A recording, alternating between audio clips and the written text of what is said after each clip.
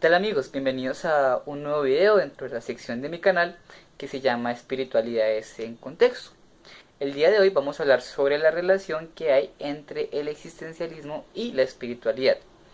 Podríamos decir que el existencialismo a grandes rasgos es una corriente filosófica que se le ha acuñado a varios filósofos que se han preguntado por el sentido de las cosas, por el sentido de la existencia, el que es la nada, que es el absurdo, la libertad, la responsabilidad, la autenticidad de nuestras vidas. A muchos filósofos se les adjudicó el término existencialistas, aunque ellos no se denominaban existencialistas.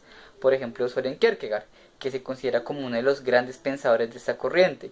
Podríamos decir que hay un existencialismo cristiano, en el cual entraría el mismo Kierkegaard, o el novelista Dostoyevsky, por ejemplo, que su obra es considerada, sus novelas son consideradas existencialistas, o de pronto un existencialismo ateo, un agnóstico, Heidegger, Sartre, Camus, de pronto podrían entrar ahí en esa categoría, donde la figura de Dios no es relevante.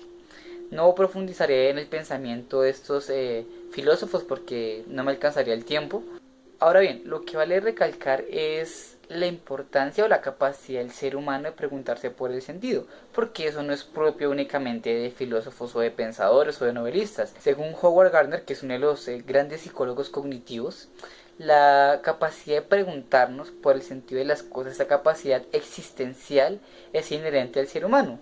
Esa moral quiere decir que no es ni buena ni mala, simplemente es una capacidad para preguntarnos del sentido, de lo infinito, de la belleza, sobre la grandeza. Y pues él menciona que inclusive niños muy pequeños ya tienen esta capacidad de preguntarse sobre la muerte, sobre la vida. Ahora, ¿cuál será la relación de esta capacidad del ser humano de preguntarse por el sentido con la espiritualidad? Según Viktor Frankl, médico, psiquiatra y psicoanalista que fundó la logoterapia, él sobrevivió a los campos de concentración y escribió su libro El hombre en busca de sentido, que es un bestseller pues, mundial. Él lo que nos dice es que el ser humano necesita tener un sentido para poderse sentir realizado, sentirse satisfecho consigo mismo. El no encontrar un sentido puede llevar a un vacío existencial. Según él, un vacío existencial es una sensación de hastío o de fastidio con la vida propia o con la vida de los demás o con la existencia misma. Este vacío existencial, según él, nos puede llevar a dos posibilidades: o a buscar sentido y hallar respuesta a esas preguntas que tenemos, o por el contrario, a permitir que ese vacío se convierta en una neurosis que él llama neurosis noógena o neurosis del sentido, y es una insatisfacción que trata de llenarse autodestructivamente con adicciones, con búsquedas insaciables de reconocimiento, de poder, de placer. Él comenta que este tipo de conductas para saciar el vacío existencial son aún más perjudiciales y traen aún peores consecuencias. La otra posibilidad que tenemos al sentir un vacío existencial o una insatisfacción con nuestra vida es buscar precisamente una respuesta, creativamente buscar el para qué de las cosas. Ahí es a donde entra la espiritualidad. En este orden de ideas podemos definir la espiritualidad como la capacidad del ser humano de encontrar sentido, de encontrar propósito, de encontrar valores a lo que está viviendo, ¿sí? De encontrar una vocación. Viktor Frankl también llama a esta capacidad de encontrar sentido como sentirse llamado a una misión que solamente uno puede cumplir. Ahí nos empezamos a dar cuenta que este tipo de términos se asemejan mucho a predicaciones, ya sea de sacerdotes o de pastores, porque ellos nos hablan precisamente que tenemos una misión, que hemos venido aquí por un algo, por un para qué.